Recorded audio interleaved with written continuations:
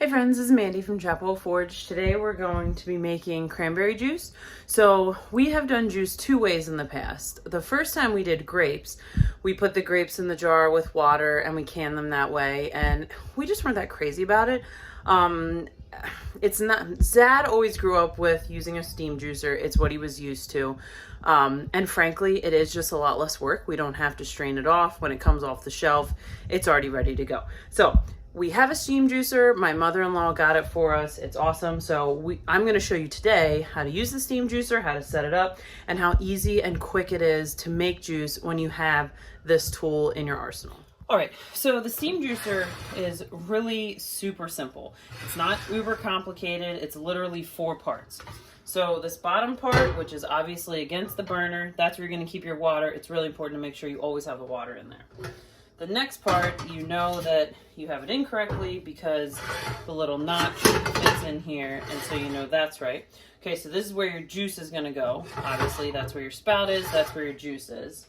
Okay, then you have this basket. This is where you put your fruit in, so that could be anything that you want to juice. We've done grapes.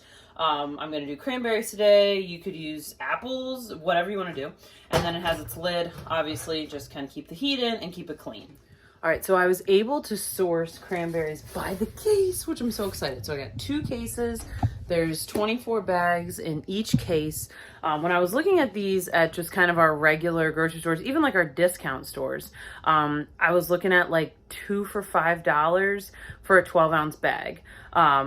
I called one of my favorite grocery stores we went to as a kid. They never let me down. And they had cranberries in these cases, and I think it was $37 for the case. It came out to like 13 cents an ounce, which was like almost half what the price was at the regular grocery store.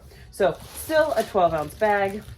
I was really hoping to find like a big bulk somewhere where I could like just get a big old scoop, but I haven't found anywhere like that around here. But nonetheless, this was a great price. So I'm going to show you how we load the steam juicer.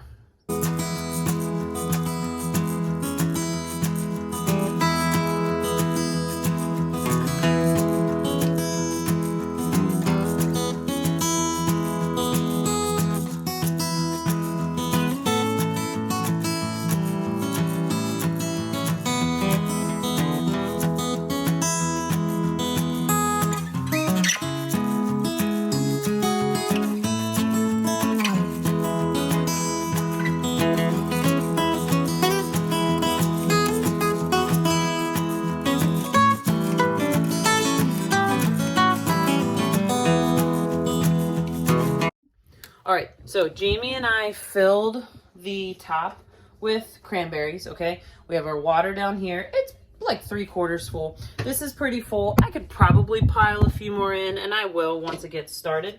Hold on. We're gonna put the lid on, and then I've talked about this before, we have a propane stove. It gets super hot. So I'm gonna start it on like medium high. You can kind of play with it. Honestly, it's just boiling the water, so it's not like when you're doing applesauce or jam or something and you're going to burn the bottom. So we're just going to let this get started. Make sure when you start that you have your valve closed. Ask me how I know. I've more than once like just started magically having juice going all over the floor. So make sure your valve's closed, make sure you have water in the bottom, pile your fruit in the top, get your burner going, and then you're just waiting. All right, so Jimmy's trying to add cranberries. So this had reduced by about half, so we're just going to top this off and just let it keep doing its thing.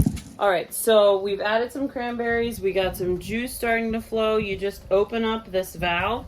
We put a pot down here, just let it drop into there. We've tried to do a tube. I've seen other people that have tubes. Ours just doesn't fit very well, so I just move it out to the edge, let it fill up. When it kind of slows down, I just close the valve, push it back, and we just let it keep going. And then basically this is how you steam juice. When we're all done, I might try to take the cranberries take the cranberries that are left in the top and just throw them in the freeze dryer. There's not going to be a ton of like juice to them or anything, but they still probably have really great flavor that I could powder them and make some cranberry powder. So there's not going to be, as usual, there's not going to be any waste from this. And something like cranberries are literally my favorite because there's like no prep. I just literally dump them from the bag into there. So this is like one of the easiest things that you can do as far as food preservation projects go. Still making 101 for cranberries. So I mentioned that my plastic tube was just not doing it. So in true Zad fashion, he solves all my problems. Tell him what you're doing. I'm just taking a piece of copper pipe left over from the bathroom renovation and a piece of clothes wire, like what you use for your old laundry clotheslines, and just wiring it up that kind of just hangs here.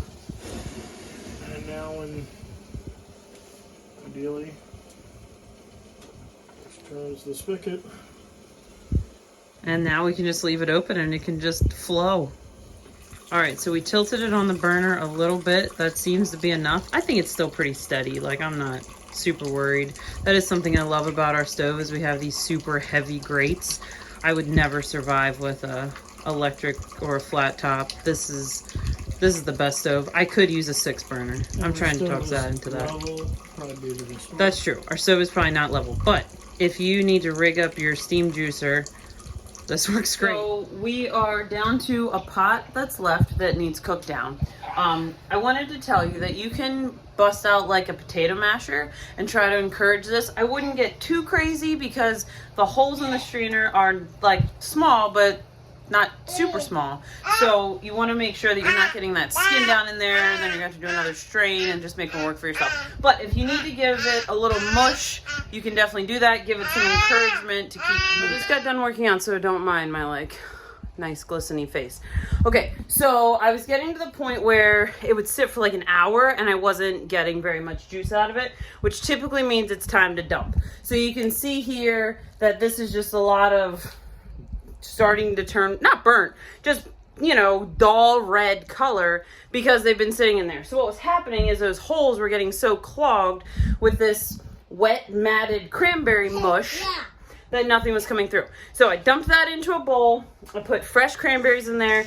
I probably should have dumped it a little sooner because I do still have some whole berries in here, but they're not going to go to waste.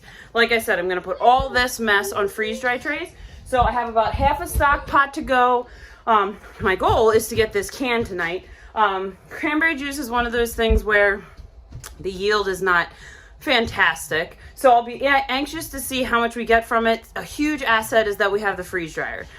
So like I said, nothing's going to go to waste. We're going to get cranberry powder out of this, which we can use in yogurt, baked goods, oatmeal, anything like that we could use. I mean, we could even use it just as like a powder in water if we wanted to flavor water. You want to make like cranberry lemon water or something. Just endless uses for powders. So anyway, that's what we're working on right now. That's where we're at. All right, friends. So we're finally done with steaming. I have cranberries on freeze-dry trays.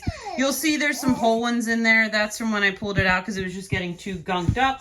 I still have this entire bowl, which is probably going to be another, I'm guessing, 2 or 3 trays.